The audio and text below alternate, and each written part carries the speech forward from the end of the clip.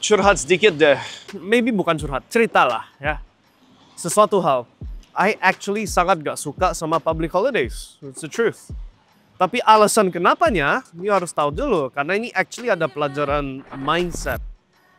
Nah, konteksnya gimana? Waktu itu pas New Year's, tanggal 31 Desember, para membersnya Mindstack di komunitas VIP kita, mereka itu nanyain, kamu itu rencana ngapain coach untuk New Year's? You know, something like that lah. Dan di situ aku kasih jawaban yang bunyinya pesimistik. Bunyinya itu kayak mungkin sampai sombong bahkan, tapi actually it's not. Ada pelajaran yang cukup berharga dari segi mindset, dari segi mental. Okay? And I ulangi lagi, I sebenarnya nggak suka sama public holidays. I don't like it at all. Dan kenapa aku nggak suka? Ya karena namanya public holiday, liburan untuk para member publik. Masalahnya di sini, you kalau nggak tahu dunia lain, taunya dunia jadi pegawai, dunia ya gitulah, yang hidup kamu diatur supaya cuma bisa off weekend sama liburan nasional, buat kamu itu normal. Gak tahu dunia lain. Tapi kalau kamu tahu dunia lain, you tahu public holiday itu sampah. Really pathetic. Lihat contoh ekstrim lah ke Cina. Tiap mereka ada libur nasional besar, jalan tolnya itu loh, macetnya itu bisa berjam-jaman, bahkan bisa berhari-harian. Ada di sosmed, you tinggal cari aja. Terus tempat-tempat yang harusnya tempat indah, kayak contoh Pulau Hainan. Kalau di Indonesia mungkin kayak Pulau Bali atau sejenisnya lah. Pas lagi musim holiday, ramenya itu udah gak main-main lagi. Itu kayak ada kolam renang dan semua orang Chinese itu bersebelahan banget sampai ya, kamu sama aja kayak berdiri di kolam gini tok gitu loh. Gak bisa berenang, gak bisa apa-apa karena saking ramenya. Masalahnya public holiday adalah yaitu liburan publik. Yang artinya semua tempat rame, semua tempat harus ngantri, jalanan macetnya gak main-main. You kalau pulang misalkan pulang kampung mudik, buang waktu sehari khusus di jalan kan, bolak-baliknya. Betul nggak? Setengah hari ke sana, setengah hari balik. Sedangkan kalau bukan di musim yang liburan, paling cuma 3 jam, you know, something like that.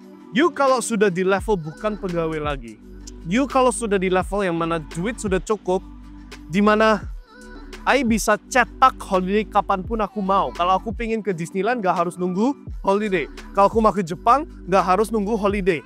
Kalau aku mau apapun yang aku mau lakukan, gak harus nunggu holiday. Bisa hari manapun yang aku pingin. Kalau kamu sudah di level seperti itu, ngapain melakukan sesuatu spesial di holiday? Yang spesial-spesial justru dilakukan di hari yang semua orang lain lagi sibuk. Kayak sekarang, semua orang di kantoran. Aku punya taman seluas ini tanpa diganggu. Paham ya?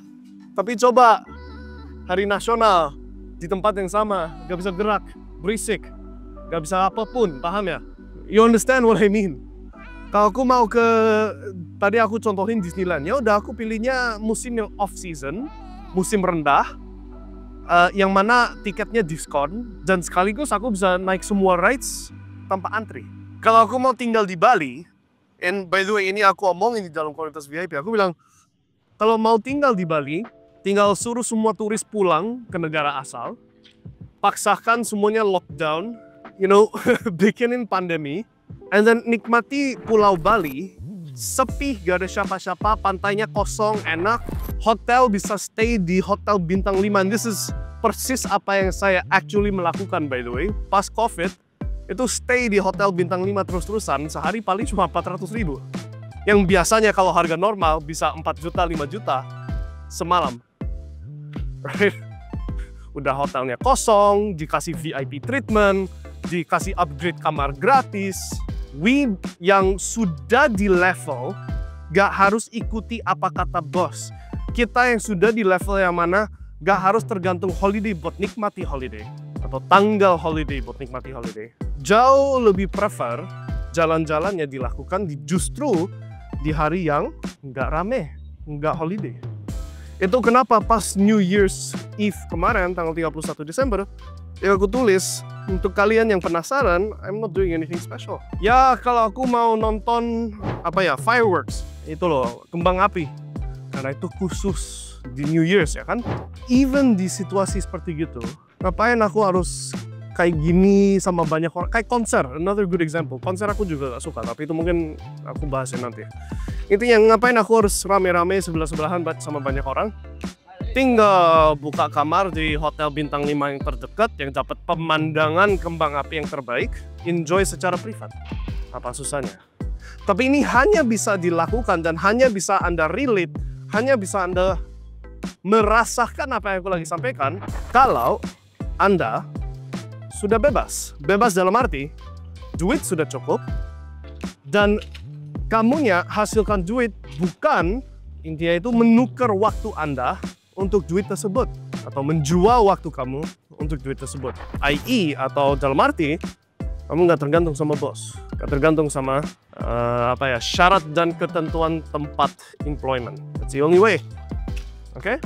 But it's a very good something yang you harus menyadari ini supaya bisa ngejar dan semoga one day bisa mengalami itu. Karena ketika Anda sudah bisa relate dengan apa yang aku lagi omongin sekarang, really life becomes jauh lebih enak. Mau ke Bandung nggak harus, ya sekarang ada kereta api Wush udah beda cerita lagi ya. Tapi maksudnya itu you mau kemanapun gitu loh, nggak harus jebak macet, nggak harus rebutan, ngantri apa, none of that. You just enjoy life. Seolah-olah this is your world gitu loh. It's just something extra untuk Anda, jadi pandangan baru untuk Anda, tapi sekaligus untuk jadi target untuk kalian. Supaya you bisa rasain apa yang aku lagi deskripsikan. Mungkin untuk kalian, apa yang aku sampaikan membunyi sombong, membunyi sedikit sok, but I promise you it's not. Ini sesuatu hal yang kalau kamu sudah di posisi yang kaya, ya you understand what I mean. Bukan cuma kaya, kaya dan bebas. Karena kalau cuma kaya, tapi tetap aja harus hadir di kantor tiap hari, tetap gak bisa rasain. Oke? Oh, and balik lagi ke contoh konser. Another thing. Ini kepribadian doang, ini bukan filosofi atau apa ya. I hate concerts. Seumur hidup aku gak pernah kunjungin satupun konser yang ada talent siapa terus apa. And by the way, ini maksudnya, ini ceritanya, I itu di tempat yang mana Lalisa barusan perform pas New Year's itu. I bisa aja ketemu dia. I don't want to. Why? What's the point? Apa ya? Kamu itu seberapa losernya sampai harus lihat seorang yang mungkin dari sini jaraknya jauh, di sana 100 meter, sebelah kiri kanan kamu banyak cindil sama die hard fans yang teriak-teriak gak jelas, panas-panas, gak enak banget. Dan apalagi zaman sekarang semua orang HP-nya keluar gini, dan gini toh. What's the point of that? Kalau mau dengerin dia nyanyi, I can do that on my earphones. I don't get it. Nah, mungkin ada beberapa pengecualian, and this is not advice ya, ini bukan filosofi, ini cuma belok arah dan omong sesuatu hal kepribadian, personal thing. The only exceptions yang mungkin make sense are orang-orang yang memang performa on stage-nya memang wow. So ini sekelasnya Michael Jackson almarhum, sekelasnya maybe someone like Bruno Mars, maybe even Beyonce, tapi Beyonce udah jarang.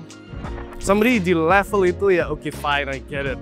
But kalau orangnya cuma bisanya ya basically the exact same dance, exact same performance, exact same lagu yang mereka melakukan pas rekam di studio, I mean ya tapi itu hal pribadi aja sih. You can go enjoy your concerts.